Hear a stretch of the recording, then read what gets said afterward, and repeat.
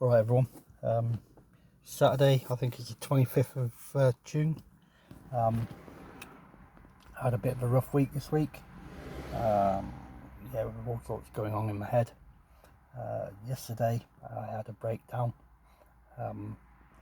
Just got totally overwhelmed by stuff going on. And it just shows you that you're never really fully cured. I had intrusive thoughts going through my head, which I've still got a few at the moment, but I'm trying to keep positive. But I just thought I would let everybody know that it's not easy, you know. Life's not easy, but you can fight through it. So some of the coping strategies I used yesterday, you know, I was so tired. So my brain was just like working overload, and I was so tired that I just crashed out for a couple of hours, and then woke up and tried to reflect on the positive parts of the week. But sometimes it's not always easy. Now the main positive part is, guess what? I'm still here. Now that is a positive. Life is worth living, you know. I'm not joking though. It was very hard not to end it yesterday. And it's, you know, these are bitter words, you know, hard words to say really. I contemplated and contemplated. The black dog was nagging at me, but I managed to beat him, you know.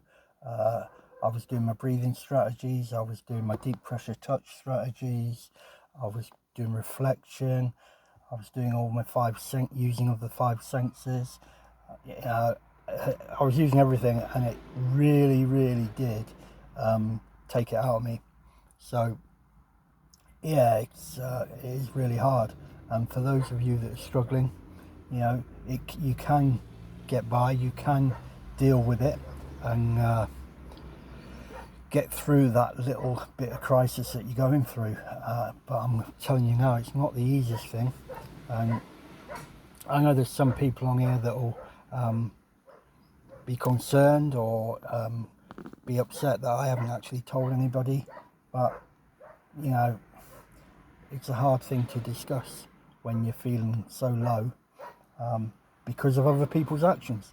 Now, what I have reflected from is that other people's actions shouldn't really affect you, but I know they do. You know, it's common sense. It's common sense that they will, because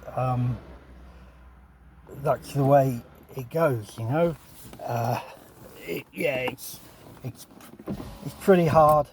It's pretty hard to explain. You know, how you can get rid of these negative and intrusive thoughts. But you know, if you've been through any therapies, you just use all the strategies that you've been taught. They do work, but some work more than others, and it depends on how far down you are. You know, like I said yesterday, I had to use pretty much every little weapon in my arsenal to try and defeat the dog sat there nicking at my head, telling me, yeah, you're not worth it, yeah, end it, you know. And all these sort of processes, and that's what they are, they're processes, everyone. So you know, you can defy the black dog, because the black dog, you know, he's already won a lot of veterans and soldiers' lives. You know, I don't know if you realise that it was 28 this year so far. I know that's very morbid, but 28 is 28 too many. And out of those 28, 14 of them were veterans, and the rest were serving. Now, the serving, I just can't understand at the moment. You know, my mind's not really with it. But the serving soldiers, if you're on this group and you're a serving soldier, for Christ's sake, you know, get the help you need while you're serving, because when you get out into this horrible world, the civvy world, it's a lot different, you know. So if you are struggling in the military, don't think it's, you know, weak, or don't think about the stigma of it, or, you know, I'm going to lose promotion and stuff like that, because at the end of the day, your life is more important than being told that you're weak. And being told that you're weak is actually a load of bollocks, you know, because nobody that is struggling mentally is weak. Nobody. So yeah, 28 and 14 of them serving. Statistically, a majority of them were army that were serving. I think 2 were navy. There was none from the RAF. And out of the veterans side of life, I think Josette posted it on there on the page. You know, the stats, you know, which come from Jim Wild, founder of Veterans United Against Suicide. But as you can tell, it's not just veterans; it's serving soldiers. So it is quite a bitter taste, and it does leave a bitter taste in your mouth. You know, but like I said, feeling like that last week. I've been feeling like it for a few weeks, so I've actually reached out again to Combat Stress, and as most of you know, I do support Combat Stress, and potentially I'm going to get some intensive therapy from Combat Stress. So if there's anybody that lives near Leatherhead, I might be tapping you up for either a sofa to sleep on at weekends, or just to catch up, you know. But that could be next month, it could be September. You know, there's a waiting list, and as you know, the mental health waiting list is just getting bigger and bigger, especially with the current climate within the UK and globally. Yeah, mental health, and there's just no funding, you know, which is really sad. So I'm lucky in the fact that I've got Josette, I've got the kids, I've got my family, and I've got a decent social network. But it's like when I was talking to my therapist the other day,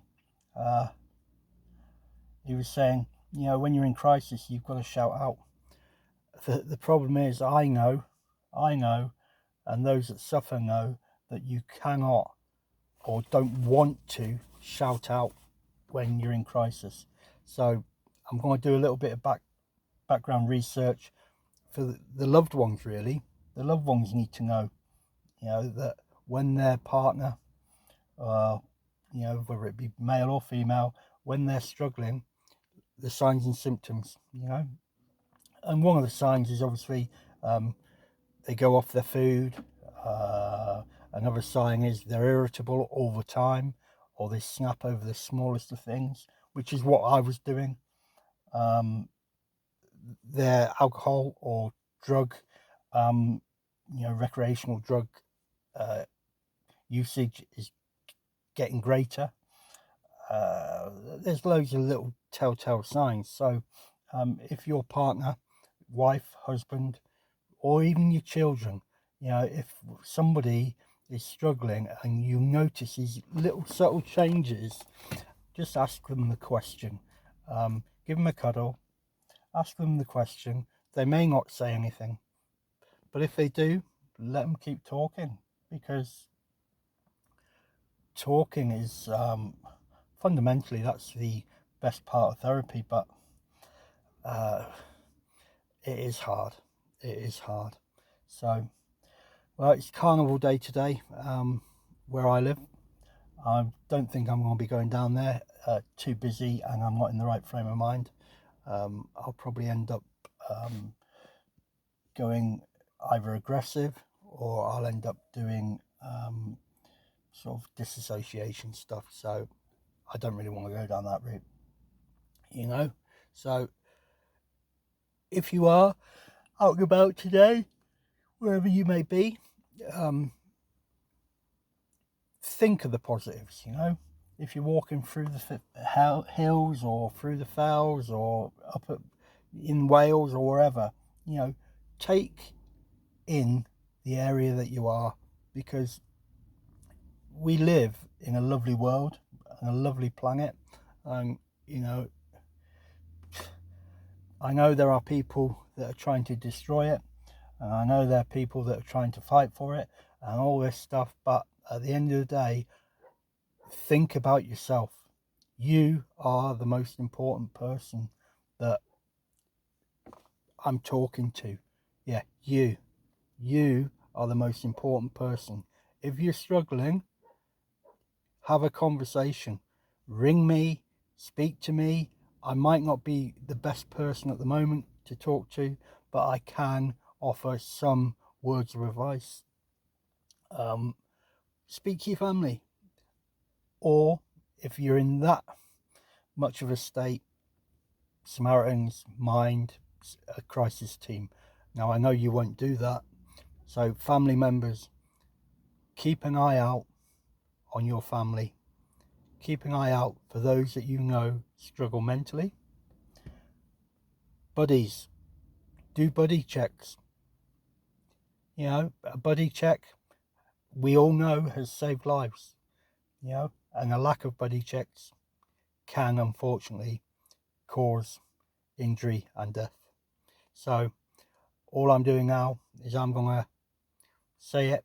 You know, I'm thankful that I've got the people around me, and I've managed to pull myself out of that dark place initially. So let's beat this dog together, you know. Right, that's Alex signing off. Do a buddy check. Laters everyone. Ciao for now.